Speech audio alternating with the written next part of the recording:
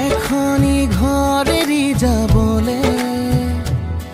নিয়মৰ পিছতেই যে জীৱন আলাখৰ নামিকা ৰঙে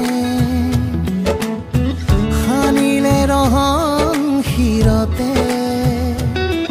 দুহাতে দুহাতত ৰাখিব দেউতাৰ আশীষত বিদায় শুভ কামনাত